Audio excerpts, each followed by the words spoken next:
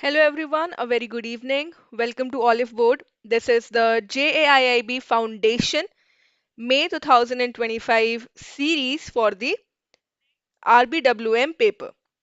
So we are covering all the units from all the modules of our syllabus, and today we'll be covering the unit 17 from module C, which is marketing and introduction. We have already completed the two modules, module A and module B. The videos are already there on YouTube. If you haven't yet seen them, make sure that you watch them. They're very important for your exam preparation. So don't forget to subscribe to the channel because these live sessions are arranged daily on the YouTube channel for you.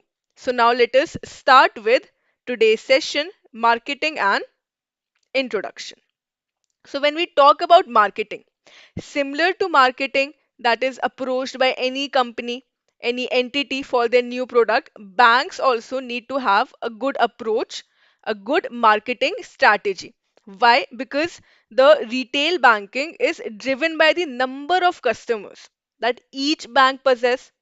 So, more the number of customers, more profitability will be there for the retail banking models. Thus, it is important that the banks they develop a strong customer relationship. For that, a good marketing process is required. So when we see some formal definitions, so Sir Frederick Seaborn defines bank marketing as the creation of creation and delivery of customer satisfying services at a profit to the bank. So two things we can see here in this definition. First, customer satisfaction, and second, profit. So both of them are equally important. Equally important. Then another important definition by Kenneth Andrew, who defines bank marketing as the matching of the bank's resources with the customer's needs in the most profitable manner. So elsewhere in the previous units, we have seen the cost benefit analysis which the banks have to do for a product that they're going to launch in the market. So the cost, whether they have already have the necessary infrastructure for the product or they need to outsource it, then the profit generation, the probability of the product generating profit in the market, how can all of this be done? This can be by following a good marketing strategy, right? So starting from understanding the customer, analyzing the SWOT analysis, market the competition, then marketing network, analyzing the planning marketing mix, what product should be launched for the people, the price, what process should be used for advertisement, design and execution, finally review and revise. Then another very important definition or the meaning of marketing is given by Derek Vander, who looks at bank marketing as a proactive business strategy. So there can be two strategies. First can be reactive and second can be proactive. In the first one, we are reacting to an event that has already occurred. But in the proactive, continuous monitoring is there, and if we see anything, any hindrance, anything at all, we are going to solve it there and then. So what we can see here, the marketing involves identifying the most profitable markets now and in the future, assessing the present and the future needs of the customers, setting the business development goals and making plans to meet them, and finally adapting to a changing environment. So what we can see from here that marketing is a continuous process. It is not a one time plan, it is not a one time execution, rather, it is a continuous process, identifying the customer's needs, developing appropriate products, providing them with efficient delivery channels, and making them avail the products continuously. All right. Then, what are the steps that are followed, or what are the stages under marketing? First, we have marketing analysis. So, we are conducting the analysis on the markets and the marketing environment, in which the product will be introduced. Again, if you can recall the product development process, the various stages involved, also the stages involved in the new product development. So before launching the product, extensive research and development is done for the idea generation, then idea screening. After that, we conduct the analysis of the market, pilot testing is done. Right. So for gaining insights into the market and the competitors, the SWOT analysis is done by the banks. In the SWOT analysis, we have four factors. We measure the strength of the bank, whether in which type of market the bank has a greater hold. Then the weaknesses, whether the bank has a weakness in technology or the customer interaction. Then opportunity in the present as well as the future, and the threats relate to the various type of risks that are involved as well as the market competitors. Then second stage will be the marketing planning, defining the strategic business units, SBU. Again, recall the SBU approach, the departmental approach. So SBUs are defined, the goals and objectives are defined.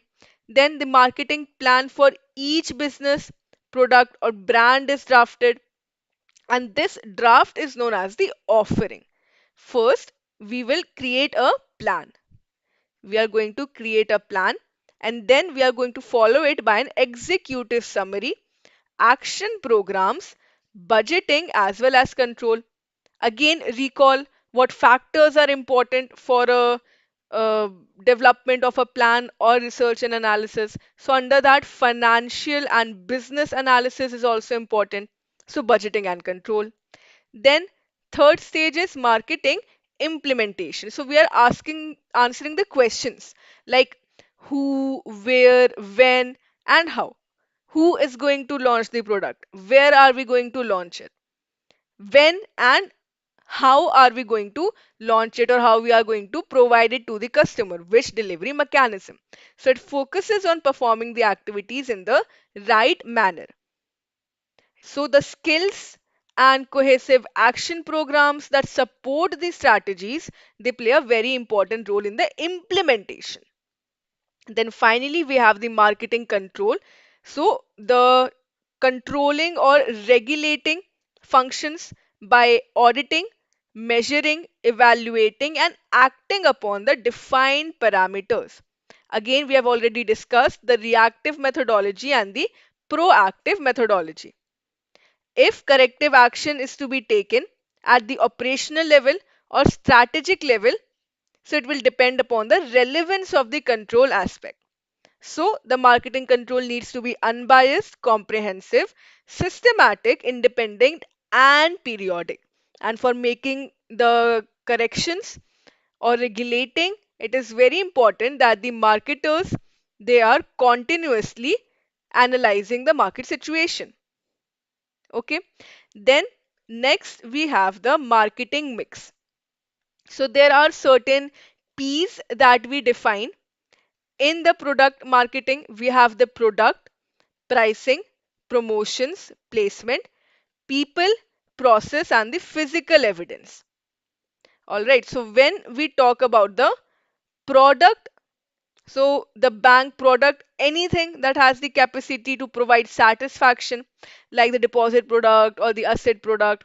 Then price again refers to the transaction cost will be that will be borne by the banker or the customer. The For example, if we are talking about a deposit, so the interest rate that is paid to the borrower, or in the case of asset, the interest which is paid or which is quoted to the borrower for availing the loan. Then we have promotion, which refers to the efforts of the bank to reach the customers. Here in advertisement, sales promotions, publicity.